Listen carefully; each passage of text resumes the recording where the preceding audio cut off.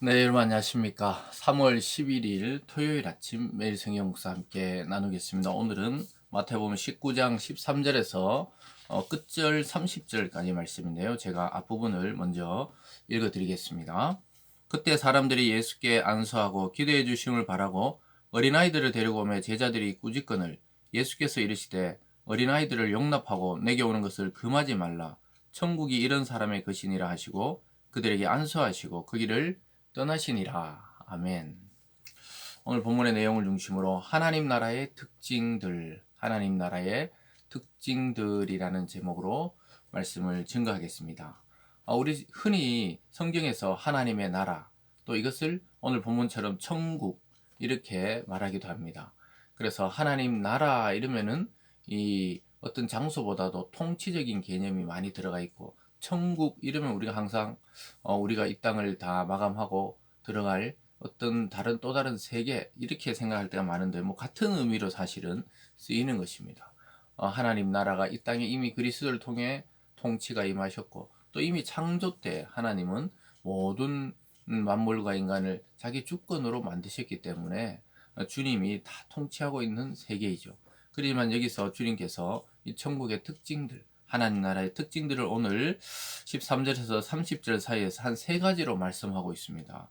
첫 번째는 하나님 나라와 어린아이와의 그 관계에 대해서 이야기하고 있고요. 두 번째는 하나님 나라와 이 부자 청년의 예를 들면서 부자와의 관계, 또 마지막에는 하나님 나라와 제자들의 관계에 대해서 설명하고 계십니다.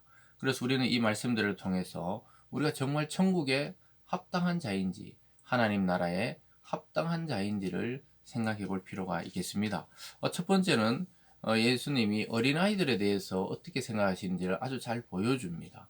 앞에서도 천국에서 누가 크냐 그랬을 때 어린아이 하나를 데려다가 천국에서는 이와 같은 자가 큰 자다 이렇게 비유적으로 말씀하시면서 겸손과 낮아짐과 섬김을 강조했다면, 오늘은 그 당시 문화에서 어린아이와 여성들은 사람의 숫자에 포함시키지를 않을 정도로 멸시하고 무시하던 문화였습니다. 제자들조차도 예수님께 이 안수해 주려고 어린아이들을 부모들이 데려오니까 제자들이 막 꾸짖었어요. 그럴 때 예수님이 말씀하시기를 14절에 예수께서 이르시되 어린아이들을 용납하고 내게 오는 것을 금하지 말라.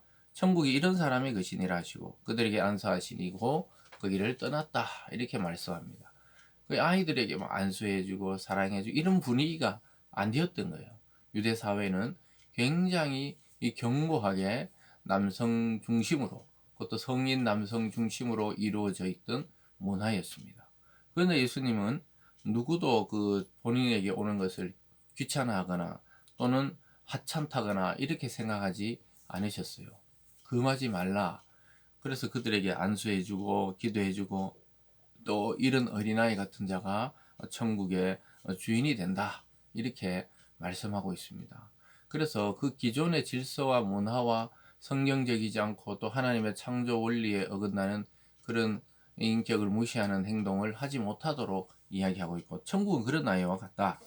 그 두 번째, 하나님은 나라와 부자에 대한 관계인데요. 14절은 어떤 사람이 주께 와서 이르되 선생님이여 내가 무슨 선한 일을 하여야 영생을 하리이까. 예수께서 이르시되 어찌하여 선한 일을 내게 묻느냐. 선한 이는 오직 한 분이시니라. 내가 생명에 들어가려면 계명들을 지키라. 그래서 요 다른 또 복음서에 보면은 이가 한 부자 청년이다 이렇게 말했어요.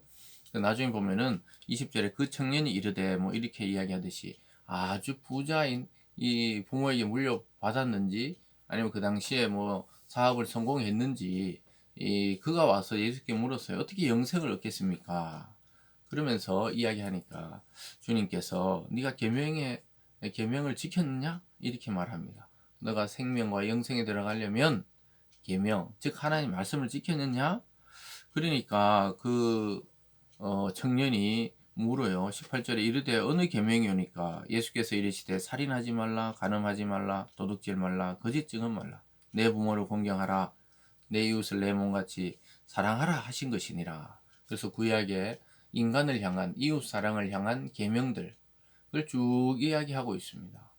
그래서 우리가 보통 1에서 4계명은 하나님에 대한 사랑, 5에서 10계명은 인간에 대한 건데 그걸 쭉 이야기하면서 이런 걸 다 지켰느냐? 그러면 들어간다. 이러니까 20절에 그 청년이 이르되 이 모든 것은 내가 지켜 싸운데 아직도 무엇이 부족하니까 자기가 율법으로 이 겉으로 드러나는 모든 부모 공경, 살인하지 말라, 또 도둑질하지 말라, 남의 것을 탐내지 말라, 이런 거 다 지켰는데요. 이렇게 이야기하고 있습니다. 그랬을 때 예수님이 하나 부족한 것이 있다 그래요. 21절에 예수께서 이르시되 내가 온전하고자 할진대 가서 내 소유를 팔아 가난한 자들에게 주라. 그리하면 하늘에서 보화가 내게 있으리라. 그리고 와서 나를 따리라 하시니. 네가 딱 보니까 이 부족한 게 있는데 참 잘하고 있다. 율법으로 행동으로 겉으로 드러나는 건 잘하고 있는데 너 마음을 다해서 가난한 자들에게 네가 그 넘쳐나는 소유를 통해 가난한 자들에게 도와주라는 거예요. 그렇게 팔아서 가난한 자에 나눠주라는 거예요. 그러면 어떻게 해요? 하늘의 보화가 네게 있으리라 이렇게 말합니다. 이 영생에 대한 이야기요, 하나님 나라에 대한 이야기요, 또 예수님에 대한 믿음에 대한 테스트죠. 그랬을 때 그러고 나서 나를 따르라는 거예요. 그러면은 계명의 완성이 되는 것이죠.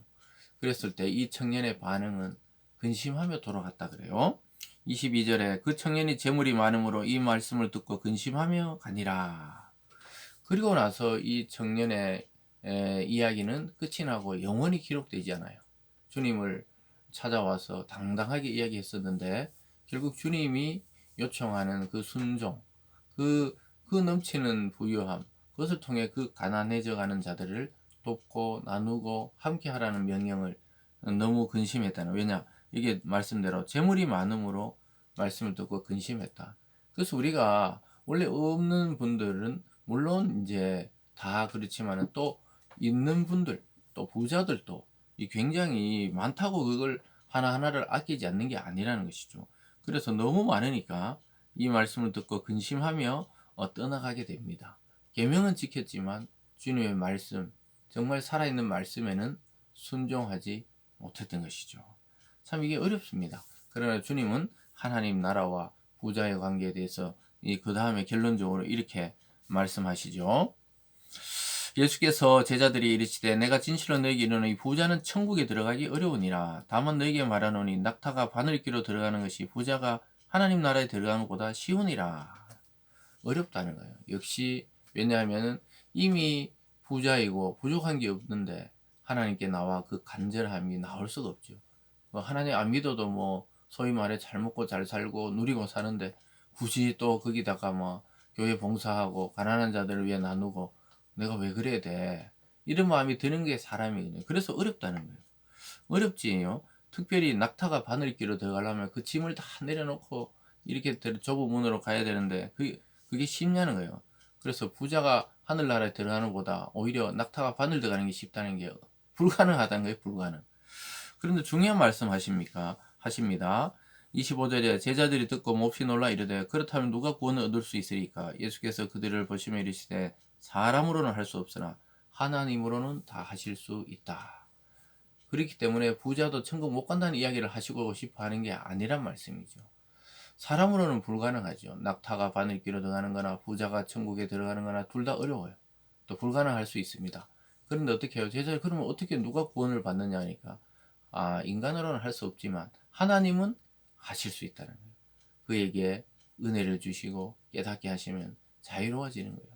왜냐하면 아리마대 부자 요셉이라든가 또 구약의 욥이라든가 아브라함이라든가 다윗은 말할 것도 없고 그런 자들이 전부 가난하고 힘들고 이랬지만 나중에 하나님이 부를 주셨죠. 그러나 그들은 부유함이 목적이 아니었다는 것을 알 수가 있습니다.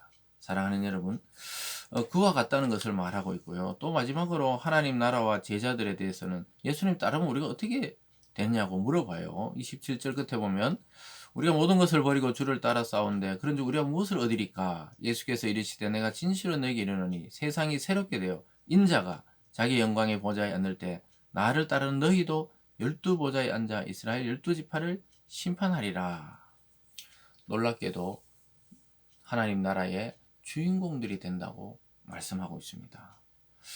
사랑하는 여러분, 오늘 이 세 가지를 통해 하나님 나라와 어린아이, 부자와 또 하나님 나라의 관계, 또 제자들과 하나님 나라, 이걸 주님이 다 설명하시는데 핵심은 무엇이죠? 핵심은 결국 우리가 주님을 어떻게 바라보고 믿고 따르고 있느냐가 이게 핵심입니다. 그래서 정말 주님이 내 인생의 모든 것이라고 여기면 뭐 부자든지 제자든지 어린아이든지 이런 내 지금 처한 환경이 문제가 아니라는 거예요. 전적으로 주님을 위해 헌신할 수 있는 그런 자를 주님은 하나님 나라의 주인공들이라고 말씀하고 있습니다. 여러분, 저와 여러분 이 세상을 살아가며 이런 말씀을 따라 정말 참 그리스도의 제자들이 다 되기를 주님의 이름으로 축원합니다. 기도하겠습니다. 사랑의 하나님 아버지, 주님의 말씀은 듣기는 쉬우나 행하기는 굉장히 어려운 말씀들입니다. 그러나 오늘 하루도 주님의 말씀을 듣기만 하지 않고 행하는 저희들 다 되게 하여 주시옵소서. 그래서 하나님 나라의 주인공들이 다 되게 하여 주시옵소서. 감사드리며 예수님 이름으로 기도드리옵나이다. 아멘.